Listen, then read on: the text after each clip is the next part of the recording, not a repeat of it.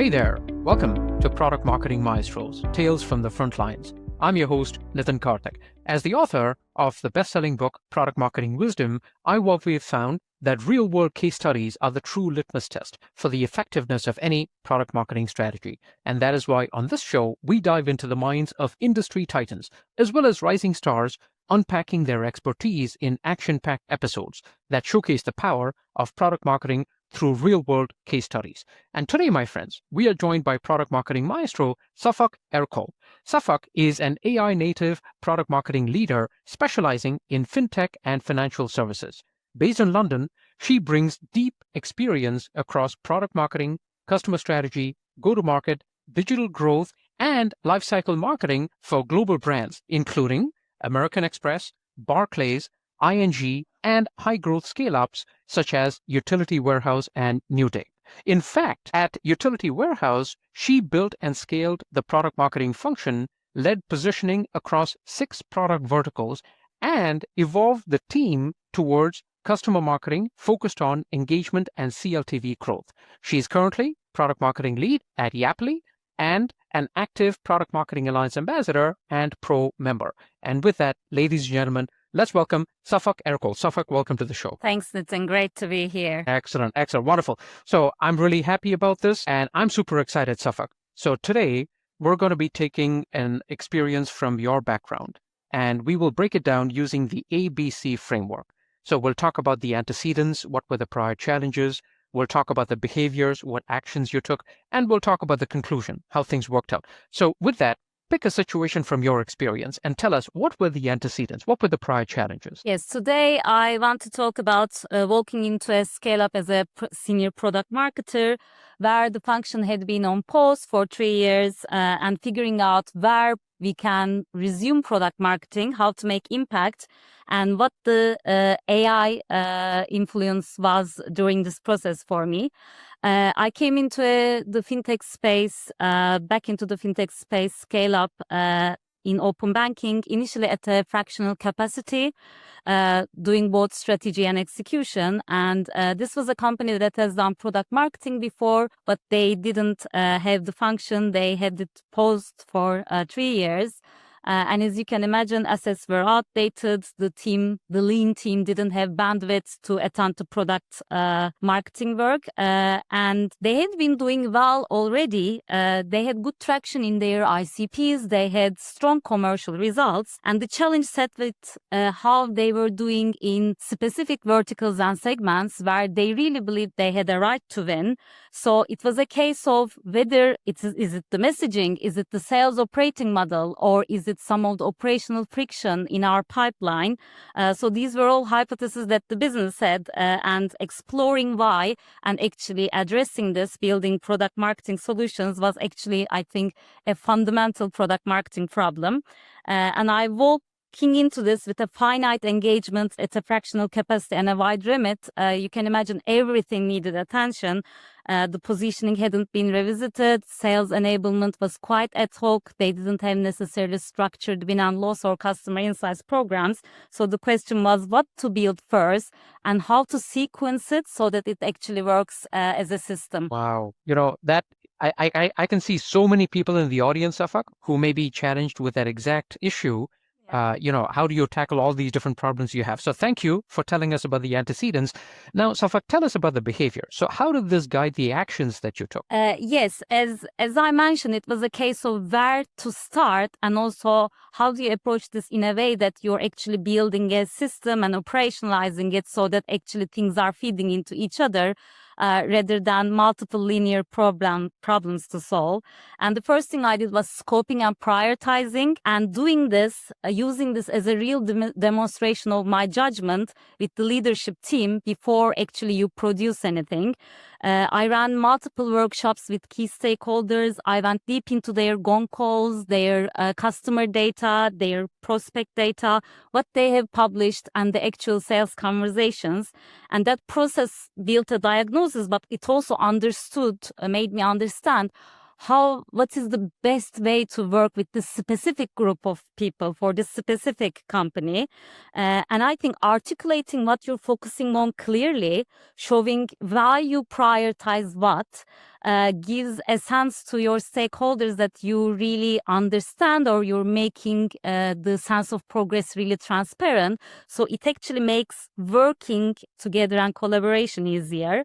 They had a good instinct actually. They actually wanted me to start with messaging, which I did, because the reality of a finite engagement is that you can't just jump in and earn the right to say, hey, we need to revisit our positioning before you can actually showcase the need and the readiness to do that. So I use that messaging playbook, very one-on-one product marketing, but I think the essentials are same as ever. Jobs to be done, problems, solutions, how the products map to use cases. Mapping each of them with differentiators and proof points was my starting point, and I did this across verticals.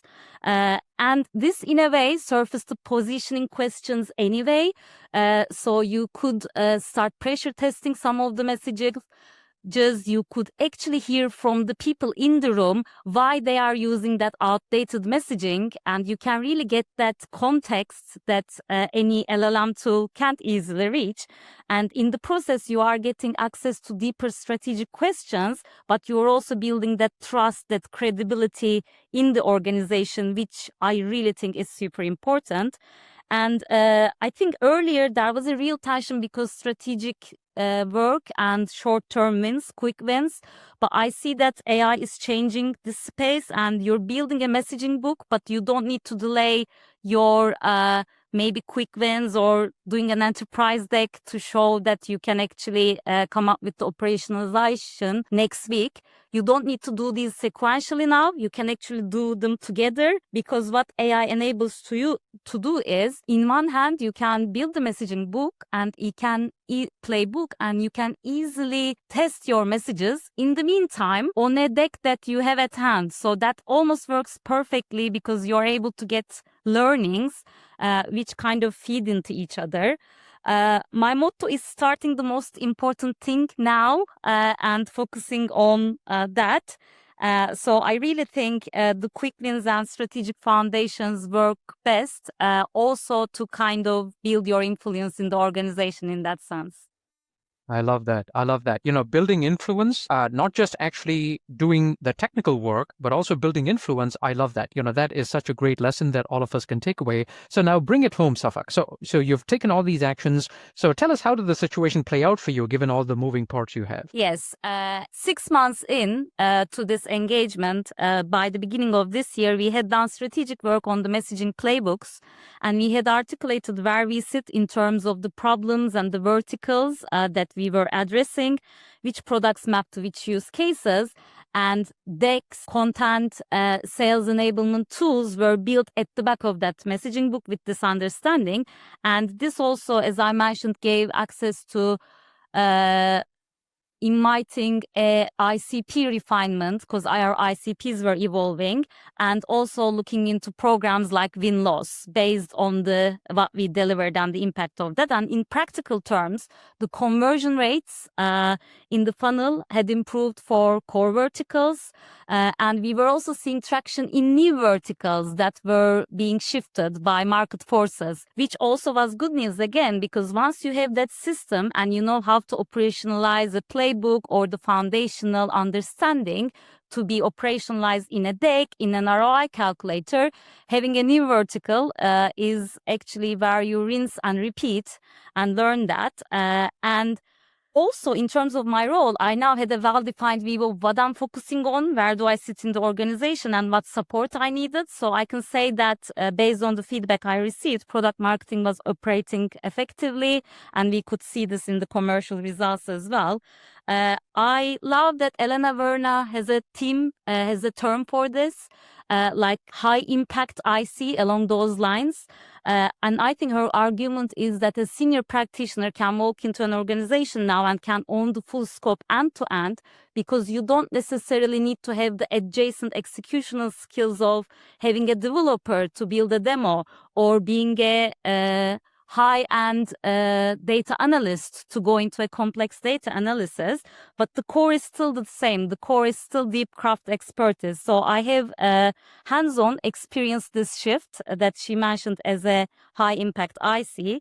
And the essentials stay the same with the jobs to be done, the positioning, the domain experience. But I think we are living in an exciting time where you can really use AI as that genuine catalyst. It changes what you can do. And it also underlines the impact of having the people, the human in the loop, because the transparency about the priorities, the workshops that I did, the nitty-gritty and very tricky conversations I had, and listening and understanding the context of the problem will remain very human, very domain-oriented. So I really think the combination of that and knowing how to use these superpowers will define the future of product marketing for most of us. Wow, look at that. The future of product marketing right here. Excellent. I love it. I love it. So thank you, Safak. This was beautiful. I absolutely enjoyed it. And I'm sure our audience learned so much from that. So Safak, if people wanted to learn more about you and what's next for you, where can they do that? Thank you, Nitin. Good to be here and good to share this with you all as well. They can find me on LinkedIn. On LinkedIn, I write about product marketing, the space of fintech and open banking, as that's my core domain. And also coaching, because I am training to be an accredited coach, and I'm really passionate about coaching in life and at work. I'm also a PMA ambassador, so if any of this resonates and there's things I can support, everyone can reach out to me. Absolutely fabulous. So folks, there you have it. Please reach out to Safak. She's got so much insights, just what you saw on this recording. And for even more insights, check out my best-selling book, Product Marketing Wisdom, at productmarketingwisdom.com. And see you next time on Product Marketing Maestros.